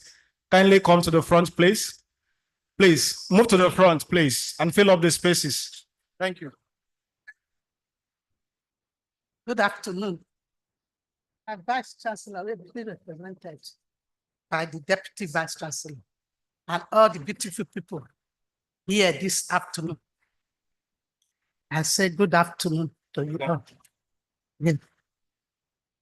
Yes, for the time is short, and as you can see, I have the 24-page document here for the topic, but I will make it available. The committee will make it available. So for that reason, I will just do a little analysis. Yes, most of the main jobs have been done by previous speakers because forests, we all know forests, yes, in quote, but we don't really know the value of forests. And I am happy that many of the previous speakers have been talking about forests. So on that note, I'll just run through a little of that aspect as a preamble. I say that forest is an ecosystem characterized by more or less dense and extensive tree cover, often consisting of very distinct characteristics, such as species composition, structure, age class, associated processes, including meadow, streams, fish, and wildlife. It is a dynamic and renewable entity. This definition is very important because there are many keywords that relate to our topic this afternoon. For example, it has said it contains a lot of species, which is talking of biodiversity. That means many things are inside. The trees are there, the grasses are there, the shrubs are there, animals are there, and so on and so forth. Microorganisms, we've not even mentioned the numerous micro and macro organisms, very important in ecosystem services. It has also mentioned here dynamism and also renewable resource, renewability. Sometimes people will tell you forest is a renewable resource. Well, yes. I prefer you call it a potentially renewable resource. Because if you do not do it well, it will not renew. That is the meaning of potentially. So I just, having known that, how do we now relate to this topic? We have already said that the forest has a lot of things, many, which we use for a variety of purposes. I just mentioned, I don't need to go through them because of time. For example, we have food. We have the almighty timber, which is, everybody know when you talk of forestry, they will tell you timber. When I wanted to study forestry, my uncle said, oh, you know, you want to be Olakbaba. Olakbaba is those people that go to the bush, Agbegi people, and all, and so on. So forest is the main, timber is the main one. Then, of course, lots and lots of food and food items. I have written a lot here, but I won't need to. So we'll give that out at the appropriate time. Medicine, of course. Lots and lots of medicinal plants are known by various persons and various communities. The medicinal plant I know will be different from the medicinal plant you know, because maybe where I live and what is available and where you live and what is available. So also food items and whatever things are in the forest. So it depends your benefits, your sustainability, your livelihood as a community depends on the content composition of your forest elements, be it trees, be it grasses, be it animals. And therefore, because of that diversity, there is a lot of chain reactions. We are going to have many things. Also because perhaps one plant or one item of the forest can support many values. I give you a small example. If you have a tree of Gambea arbida, that's cherry, the normal cherry everybody knows. That cherry, we know it as food. Now is the season. From there, the leaves of the tree are medicinal. The tree, the stem, the mature stem, usually old trees, because you will not be cutting young ones. People will kill you if you go and touch their cherry. When it is mature and old, normally the forest, the sawmillers, I hope they are not here. Okay, they go and harvest those logs. It's very strong, and they use them for roofing, trusses of houses and buildings. And of course, the seeds are used for a lot of cultural and ornamental type of things. So just one tree. So you can imagine different other trees in the forest having 4 uses, 10 uses, 5 uses, and so on. Therefore, everybody's livelihood, because what is livelihood? Livelihood is what ways and means by which you provide the basic needs of a person or society. So all these various dimensions of provisions from individual trees and components of the forest, we also provide various chains and linkages in terms of livelihood provision, be it employment, be it food, be it oxygen, be it everything. So that's just a brief about the products and benefits. But the main thing now, the real issue in sustainability and livelihood is with the renewability. As a result of deforestation, massive and reckless sometimes rate of deforestation in Nigeria and many other places, you find that the forests, we've lost most of the forest. The last speaker, the second to last speaker said, I was very happy with his presentation. Most of the forests are gone. Therefore, if most of the forests are gone, we are equally saying that all these chains, all these benefits from the trees or grasses or shrubs are also gone. Which means, therefore, that communities that depend on these items, these services, these goods, they are also in jeopardy. What it therefore means that the only work we need to do is to replace the trees as much as possible. There's no time indeed.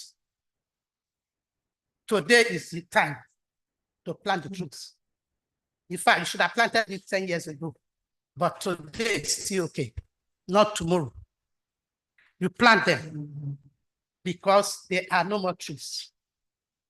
The trees, the main work they do, apart from all the other providing of items, is that carbon capturing, carbon sequestration. When there are fewer trees, it means, therefore, that the particulates, the GH gases, the greenhouse gases be it carbon dioxide, methane, chlorophorus, carbon, and nitrous oxides, and so on, which are coming from various, maybe transportation. Every time you drive your vehicle, you are discharging something into the atmosphere. So methane, even the agriculture, the cow, the person feeding animals, fertilizer, all this, they can cause particulates, DH gases into the atmosphere. And the more or the lesser there are trees and plants to sequester and capture these gases in the air, that's where the danger is coming. That's the problem we are having. Extreme heat, extreme flood, and then, of course, this now comes back to the plants, which means, again, like a vicious circle, the plants will not be able to grow healthy and be renewable. So this one affects this one, and this one turns again around to affect the other. I think that really is a summary of whether sustainability and provision of livelihood. If you don't take care of the trees will not be able to capture the carbon dioxide and release oxygen. Oxygen is needed, photosynthesis. So they capture the carbon dioxide, do photosynthesis, release oxygen, which is clean air. Clean air is what we need for health. In fact, the medical people are here. They know that's why hospitals in developed world, and I think here now, is compulsory to put some percentage of trees in hospitals, because we know that the trees present there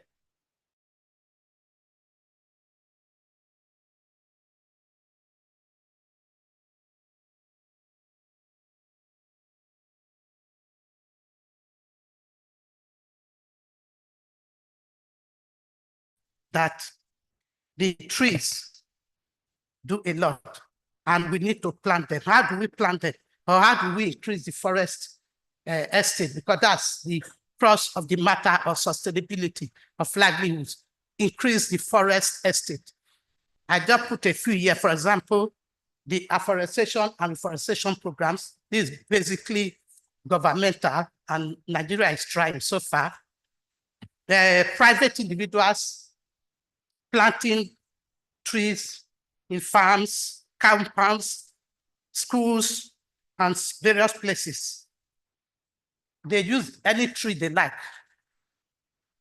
to their own taste and to what they want to achieve.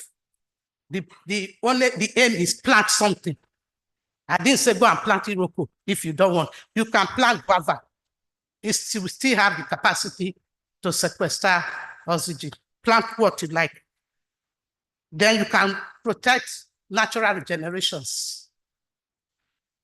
In the already, the ones already that you can protect it if you cannot plant.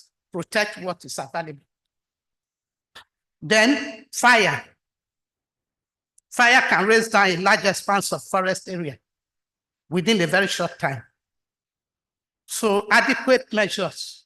We must have adequate program for the detection, control, suppression of forest fires, especially during the dry season. But once the fire enters, even if it does not kill, it can make it weak or make it to be vulnerable and susceptible to pest and disease, and finally being blown over by wind. And then the more important, again, is attitude and culture. Very important in sustainability and provision of forest cover increases in Nigeria. The attitude and culture of Nigeria does not favor tree planting. Some people regard trees as nuisance. Others believe that the trees will always be available, so why are you bothering anybody? However, few people have interest in tree planting, but they are discouraged by the long gestation period. You know, when you tell somebody to plant, you say, how long it will take, or, you know, that kind of thing. But the good news here is that you can have trees and shrubs that can provide meaningful economic items for you within a period of about 3 to 10 years. If you plant, there are some plants you plant within, you can stick there. So plant those ones. Plant them. It doesn't have to be the one that will be 40 years before it produces something. You can plant, for example, I put some examples here. Trachula africana. The Igbo-speaking people love Trachula africana, ukwa. About 5 years, and you get good result. Cola argentea, Bricalima nitida, that's also very good for malaria, very good for diabetes. Within 3-4 years, it is producing big fruits. One I gave to somebody in 2002. I was surprised. He told me a few days ago, Mama, that's the way you give me. I don't enjoy it. People don't flock my compound to come and take it. I said, thank God for that. So there are many.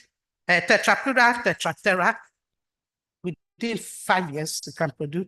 Ogbono and Ogui, they can produce within 5 years, 6 years. The Dacrodis sedulis, that's pear, native pear. Atocarpus actinis, that's breadfruit. Miranthus arboreus can produce leaves that will be used, that's ihege, and so on. So with advice, I think you can, if you are really interested in private plantings, you can, we are there in the Forestry Department, University of Benin, and I think we'll be able to put it together and give you something that will match what you want, and at least so that you will not be discouraged at your investment. So conclusively, I'm just saying that we should plant trees because trees alone will save us and our children. Thank you very much.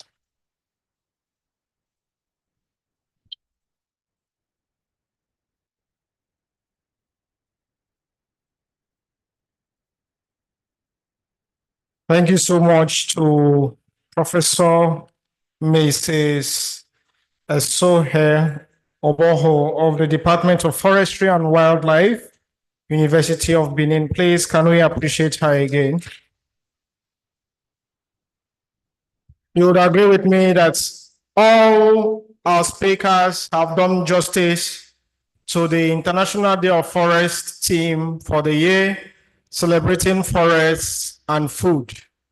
And it's on that note that at this particular point in time, I'd like to invite the chief host and the chairman of this particular occasion, the distinguished Deputy Vice Chancellor, Igbenedion University, Okada, who is standing in for the Vice Chancellor, to kindly present a plaque of appreciation to our keynote speaker, Professor Babatunde Bolaji Bernard, as a way of thanking him for doing justice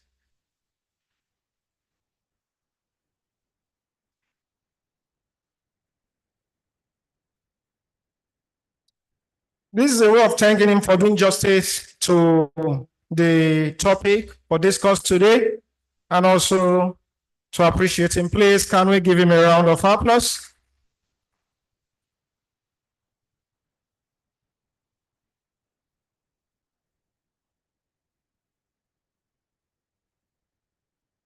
Our keynote speaker, once again, like I said earlier, Rudy Kotzikol is a son of the soil. He was a lecturer at the College of Natural and Applied Sciences. And it's on that note I want to now invite the Director, Wildlife Conservation and Ecotourism, Edo State Forestry Commission, Mr. Solomon O. Ajayi, for a presentation by the chairman of the occasion. Please, can we give him a hand?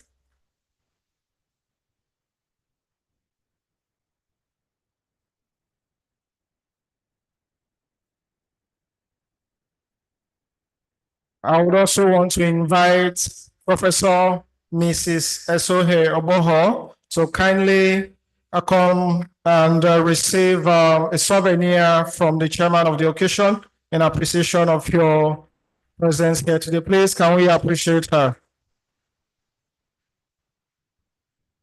Thank you very much. We are rounding up now, and for want of time, ideally we are meant to have taken questions and answer, but the chairman has directed me to inform those who have questions to pen them down and give to me. I'll collate and then send to the director, Center for Climate Change and SDG for appropriate response.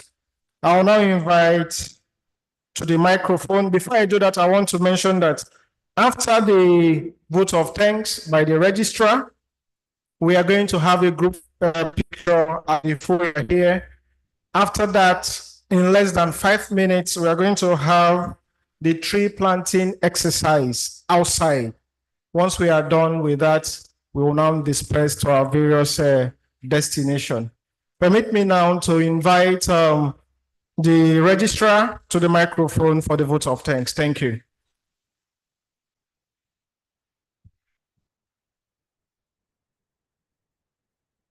The chairman of this occasion, the Vice Chancellor, Professor Lawrence Ikechukwu-Ezemoye, PhD, FAS, ably represented by the Deputy Vice Chancellor, Professor Ralph Adege, very distinguished audience. It's been a long day, and the time is far spent. At this time, we have to draw the curtain. I want to confess, by way,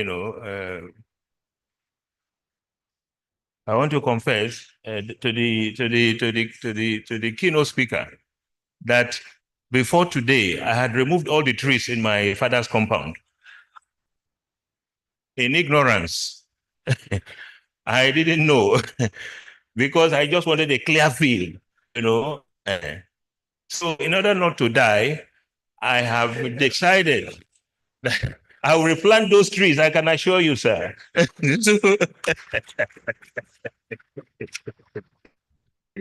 So it is on this note, very distinguished ladies and gentlemen, that we want to sincerely thank you all for coming to witness this very historic event, the International Day of Forests, that we are celebrating along with the global community.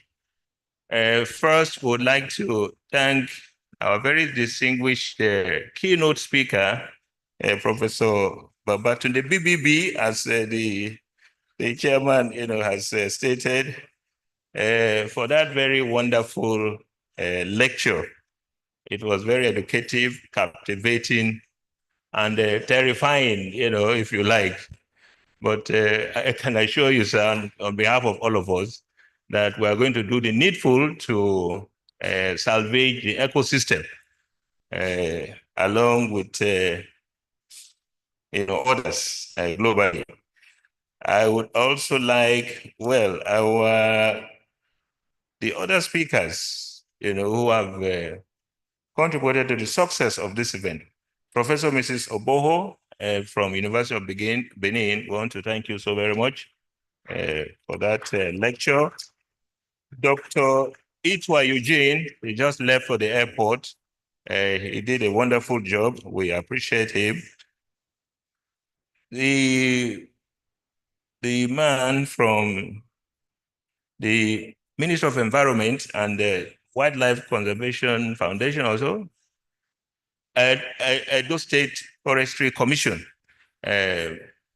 Sorry, I don't have your name now, but I want to thank you so much for that goodwill message. We sincerely appreciate. To all our staff, the principal officers, the faculty, the students, we appreciate you all for coming. We hope that we will imbibe the lessons that we have learned from this place and put them into practice in the interests of the ecosystem and our own survival as human species. Finally, we'd like to thank God for making this event such a huge success. Until we meet again next year when we have another celebration, I want to wish you well and do have a lovely evening. A lovely afternoon. God bless you. Thank you very much. So quickly, I want to, on behalf of the director of the Center for Climate Change, thank Dr. Victor Ayman for being a key partner to the Center for Climate Change and SDG in the directorate's drive for forest regeneration. Having done that, for medical students and students who are here, I know there was a mention of refreshment on in the program. I did not jump it. I can assure you that your refreshment is available. So I know some of you are.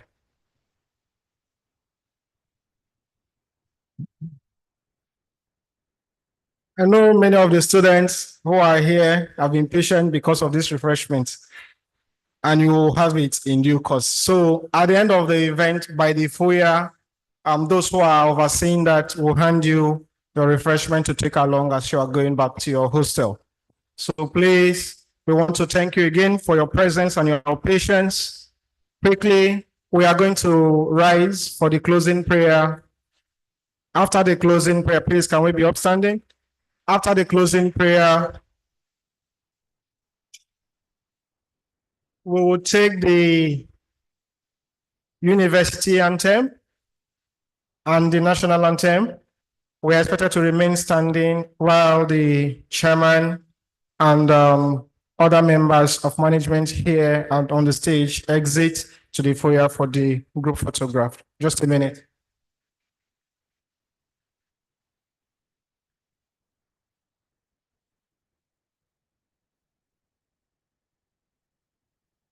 So I've been informed by the chairman of the occasion to invite Mr. Solomon O. Ajayi, the Director of Wildlife and Conservation and Ecotourism, Edo State Forestry Commission, to give us the closing prayer.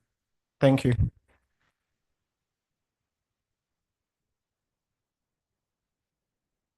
Let us pray. Our Heavenly Father, we thank you for the grace, the privilege, the opportunity you have given us here to gather, to tinker, to deliberate, and to reach very viable consensus. Thank you, Father, for a successful outing and event. Your praise be exalted in the name of Jesus. The grace to run with what we have learned and put them to practical use, endow us with it in the name of Jesus. As we go back to our different destination, see us through in Jesus' name. In Jesus' name of prayer.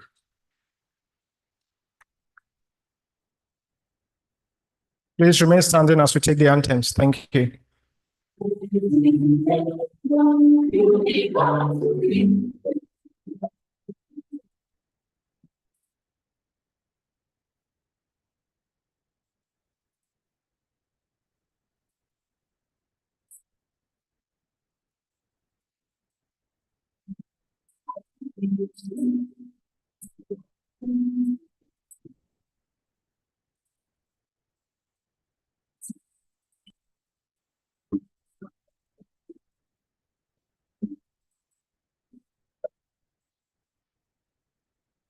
Say